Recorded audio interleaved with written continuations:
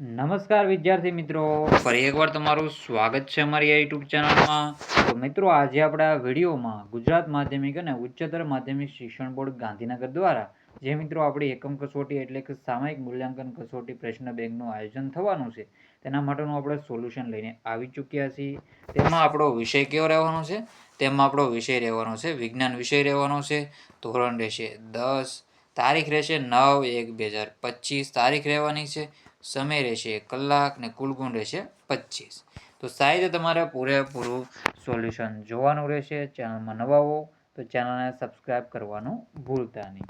તો વિભાગ એ છે, નીચે આપેલા પ્રશ્નોમાંથી યોગ્ય વિકલ્પ શોધીને લખવાનું. પહેલું છે CHO છે એટલે કે આલ્ડીહાઇડ્સ. આપણે જોયું CHO ક્રિયાશીલ સમૂહ ધરાવતા પદાર્થોના કયા સંયોજનો કહે છે? તો CHO તો આલ્ડીહાઇડ કહેવામાં આવે છે. તો આવી રીતે યાદ રાખવું. પછી -OS છે. OS ક્રિયાશીલ સમૂહ ધરાવતા પદાર્થને શું કહેવાય? તો એને કહેવાય છે આલ્કોહોલ કહેવાય છે. પછી છે ત્રીજા નંબરનું, ખોરાક સંરક્ષક તરીકે કયો પદાર્થ ઉપયોગી છે? તેમાં આપણો જવાબ આવશે CH3COOH જવાબ આવશે. પછી છે ફુલેરિન છે એ કોનું અપરૂપ છે? તો ફુલેરિન છે એ કાર્બનનું અપરૂપ છે. કેનું છે અપરૂપ? કાર્બનનું અપરૂપ છે. તો જવાબ આવશે કાર્બન. તેનું અપરૂપ છે કાર્બનનું અપરૂપ છે. પછી છે 5મા નંબરનું, વિનેગર એ શેનું દ્રાવણ છે? તો વિનેગર છે એ પાણીમાં 5% અને 8% એસિટિક એસિડનું દ્રાવણ છે. તો જવાબ આવશે વિનેગર છે એ પાણીમાં આપણે જોઈએ તો પાણીમાં 5% અને 8% એસિટિક એસિડનું દ્રાવણ છે. 6ઠ્ઠા નંબરનું છે, વિદ્યુત ફ્યુઝ એ ખાલી જગ્યાના સિદ્ધાંત પર કાર્ય કરે છે. તો વિદ્યુત ફ્યુઝ છે એ ખાલી જગ્યાના સિદ્ધાંત ઉપર કાર્ય કરે છે. વિદ્યુત પ્રવાહની તાપીય અસર ઉપર કાર્ય કરે છે. કેના પર કાર્ય કરે છે? વિદ્યુત પ્રવાહની તાપીય અસર પર કાર્ય કરે છે. પછી 7મા નંબરનો ક્વેશ્ચન છે, તારના દ્રવ્યની અવરોધકતા ખાલી જગ્યા પર આધાર રાખે છે. તો તારના તાપમાન ઉપર આધાર રાખે છે. એક જ દ્રવ્યમાંથી બનેલા બે વાહક તારની લંબાઈ અને વ્યાસ સમાન છે. વ્યાસ એટલે કે વ્યાસ સમાન છે.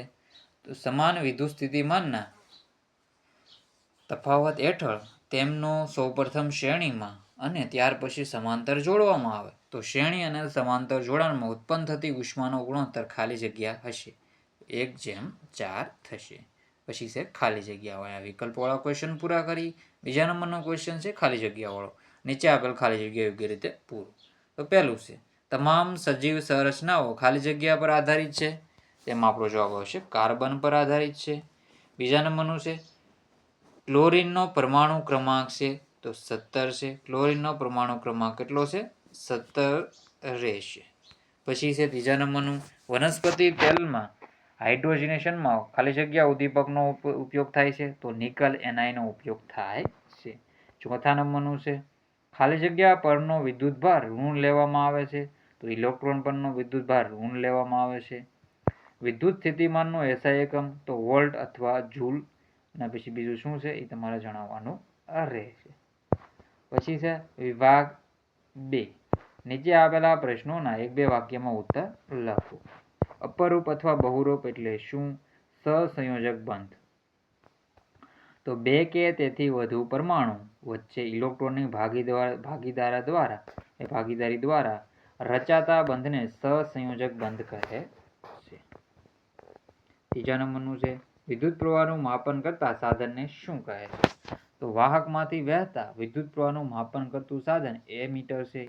વિદ્યુત પ્રવાહના નાના એકમો જણાવો. તો વિદ્યુત પ્રવાહના નાના એકમો મિલી એમ્પિયર અને માઇક્રો એમ્પિયર છે. માઇક્રો એટલે કે 10⁶ એમાં 10⁻⁶ રહેશે અને મિલીમાં રહેશે 10⁻³ રહેશે.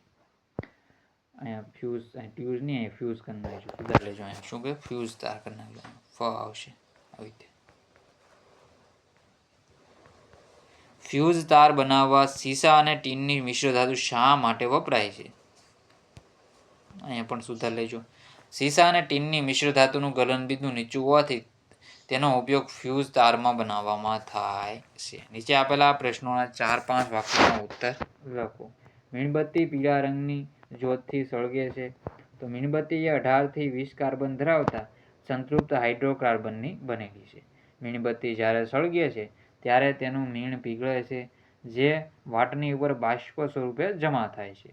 પરિણામે હવામાંના ઓટું સંપૂર્ણ મિશ્રણ થતું નથી, અર્થાત અહીં અપૂર્ણ દહન થાય છે. આમ પૂરતા પ્રમાણમાં ઓક્સિજનની હાજરી હોવા છતાં સંતૃપ્ત હાઇડ્રોકાર્બનનું સંપૂર્ણ દહન થતું નથી.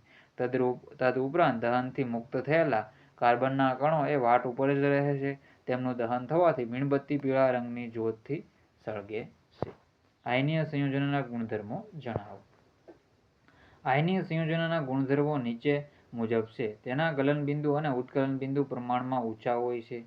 તેમની વચ્ચે આંતર આયનીય આકર્ષણ બળો પ્રબળ હોય છે. તેઓ તેમના જલીય દ્રાવણમાં કે પીગળેલી અવસ્થામાં વિદ્યુતનું વહન કરે છે. તેઓ મોટાભાગે ધન અવસ્થા ધરાવે છે. તેઓ સામાન્ય રીતે પાણીમાં સુદ્રાવ્ય હોય છે. કોલસા અને પેટ્રોલિયમનું નિર્માણ સમજાવો. તો કોલસા અને પેટ્રોલિયમનું નિર્માણ જૈવભારથી થયું છે. તો જો આ બધી માહિતી છે તમે વાંચી લેવાની છે, કેવી રીતે દટાણેલા છે, બધું સાહિત્ય પોસ્ટ કરીને વાંચી લો.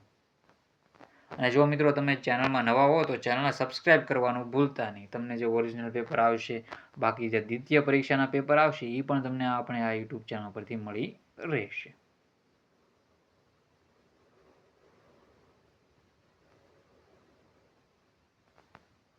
પછી આપણે આગળના ક્વેશ્ચન જોઈ લઈએ. હવે પછી છે અવરોધોનો શ્રેણી જોડાણ અને લાક્ષણિકતાઓ જણાવો. તો અવરોધોની શ્રેણી જોડાણ અને લાક્ષણિકતાઓ તમારે જણાવવાની રહેશે.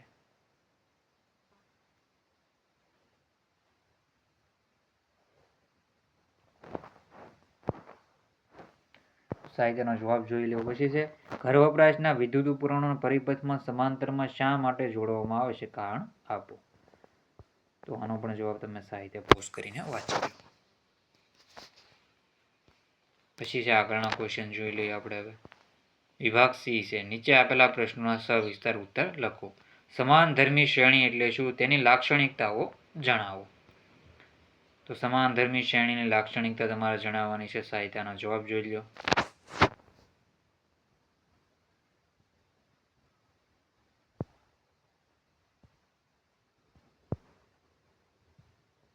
તો આને પણ પોસ્ટ કરીને સાહિત્ય વાંચી લેજો. ચેનલમાં નવા હોય તો ચેનલને સબસ્ક્રાઇબ કરવાનું ભૂલતા નહીં. વિદ્યુત ફ્યુઝ એટલે શું? તેની બનાવટ, કાર્ય અને ઉપયોગ સમજાવો. તો વિદ્યુત ફ્યુઝ વિશેની માહિતી. ફ્યુઝ તાર એ ખૂબ ઓછા અવરોધવાળો અને યોગ્ય નીચું ગલનબિંદુ ધરાવતો તાર છે. તે વધુ પડતા ભારે પ્રવાહથી રક્ષણ આપે છે. બધી માહિતી સાહિત્ય વાંચી લેજો.